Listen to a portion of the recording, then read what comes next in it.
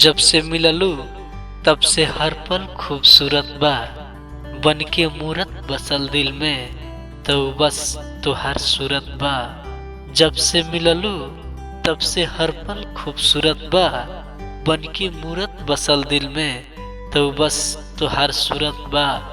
अब गम नइखे जमाना के कि का कही, अब गम नइखे जमाना के कि का कही, काहे कि जमाना से ज्यादा हमके तुहार जरूरत बा।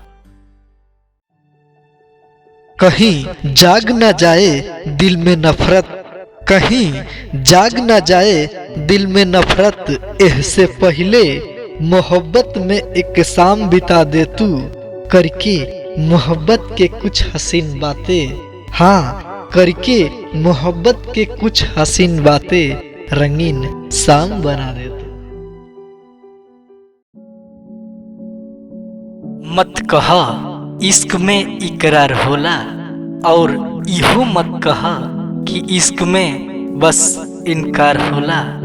मत कहा इश्क में इकरार होला, और इहो मत कहा कि इश्क में बस इनकार होला। बेबसी के नाम मत द तन्हाई के, बेबसी के नाम मत द तन्हाई के, यार इश्क के दूसरा नाम ही इंतजार होला। रिश्ता के भीड़ में कुछ रिश्ता खास होला, रिश्ता के भीड़ में कुछ रिश्ता खास होला। जब बहे पुरवैया तब ओकर एहसास होला। ई कोशिश दिल के ना ह त और का ह, हाँ ई कोशिश दिल के ना ह त और का ह, काहे कि दूर रह के भी दिल के कतना पास हो।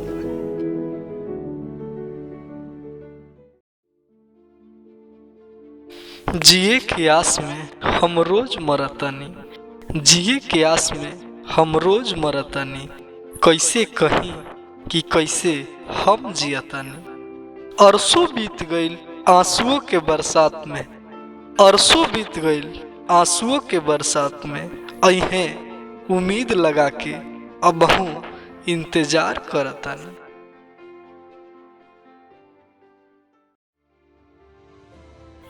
जुदाई तहार अब सहल नइखे जात, जुदाई तहार अब सहल नइखे जात, करेजा डहकता केहू से कहल नइखे जात। मत तड़पावा हमके दूर जाके, मत तड़पावा हमके दूर जाके, अब तहरा बिना रहल नइखे जात। देखत रही मुड़ मुड़ के कुछ एहसास दिला देली, देखत रही मुड़ मुड़ के कुछ एहसास दिला देली। मिले नजरों से नजर त नजर झुका देली। अब त सुकून भरल जिंदगी जियतानी, अब त सुकून भरल जिंदगी जियतानी, काहे कि अब जब देखेली तब मुस्कुरा देली। असर फिजा पे हवाओं के होला, असर फिजा पे हवाओं के होला, असर मोहब्बत पे अदाओं के होला। केहू असही केहू के दीवाना ना होला, केहू असही केहू के दीवाना ना होला, कुछ कसूर त जरूर निगाहों के होला।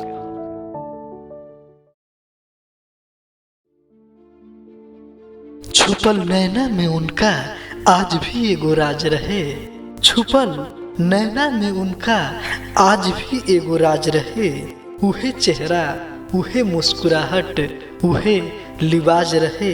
कैसे कह दी हम बेवफा उनके, कैसे कह दी हम बेवफा उनके, उनका देखे कि आज भी उहे अंदाज रहे। बढ़ल जाता बेचैनी चैन चोरा ले लू, बढ़ल जाता बेचैनी चैन चोरा ले लू। ईद के चांद अखियन के दिखा देलू। जिंदगी त दिहल केहू और के हा, हाँ जिंदगी त दिहल केहू और के हा, लेकिन अपना प्यार जता के जिंदगी जिए सिखा दे।